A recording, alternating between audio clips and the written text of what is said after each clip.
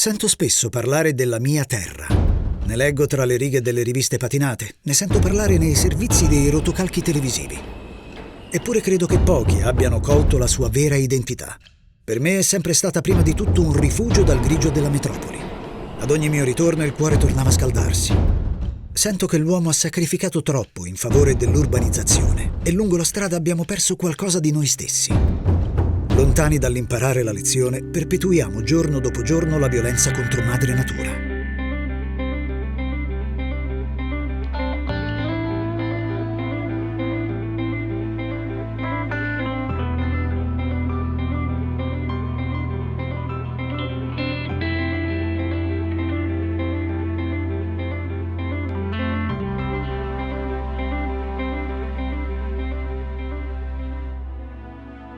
Se solo riuscissimo a spogliarci delle sovrastrutture imposte dalla società e liberarci dei falsi miti e valori generati dagli status symbol, torneremmo a vedere ciò che è veramente importante.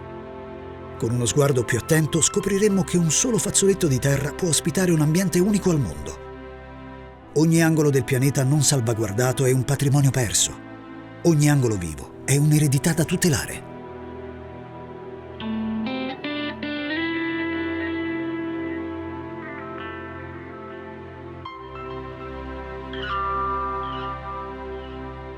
Il mio viaggio alla scoperta della biodiversità comincia da un luogo buio e inaspettato.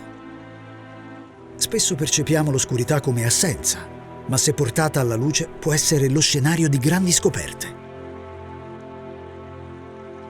Nel nostro territorio ambienti come questo sono più numerosi di quanto si possa immaginare. Decine di chilometri di grotte corrono sotto i nostri piedi e altrettanti devono essere ancora scoperti. Dipingendo con una torcia le pareti di una caverna, possiamo ammirare le forme scolpite nel corso dei secoli dall'incedere dell'acqua, che nel suo incontro con madre terra genera la vita. Vita che in questi luoghi assume forme discrete, quasi impercettibili all'occhio umano, eppure dal grande fascino.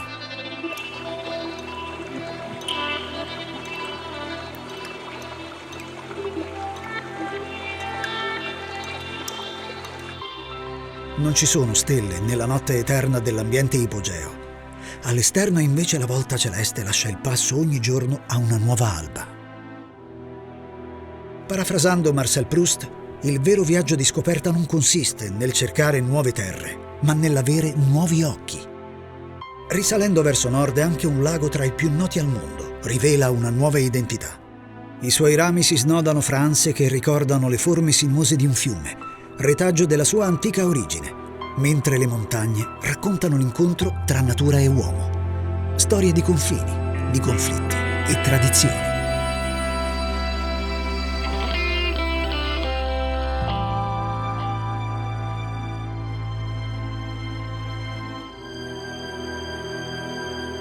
Là dove l'acqua rallenta, forma specchi in cui la natura si adegua a nuovi ritmi e nuovi spazi.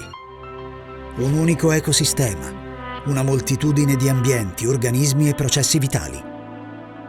Indipendentemente dalle dimensioni, la vita si manifesta in tutta la sua pienezza, la sua forza e la sua drammaticità.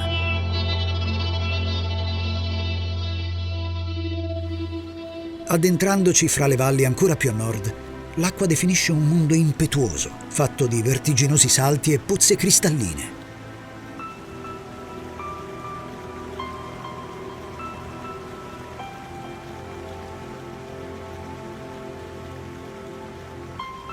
Qui la vita prolifera e trova il suo spazio, perfino laddove l'acqua disegna poco più di un sottile velo trasparente.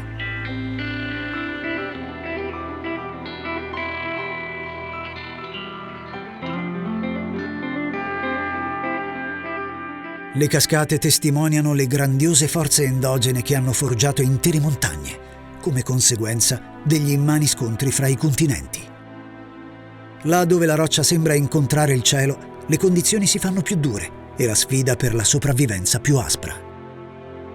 L'uomo si è sempre confrontato rispettosamente con queste terre, trovando il suo equilibrio, mentre la natura ha prodotto stupefacenti adattamenti.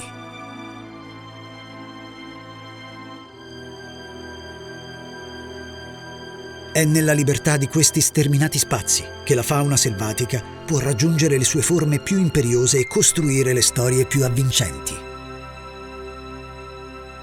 Storie che ci avvicinano al vero cuore del nostro territorio.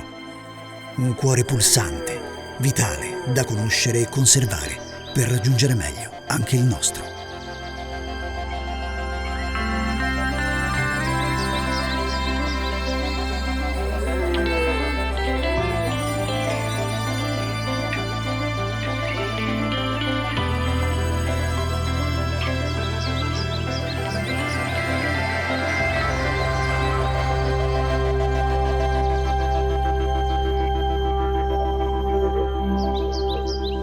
I just wanna guess what is waiting there for me.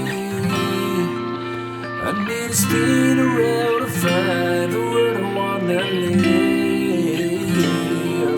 And I feel so naked and I feel so insecure.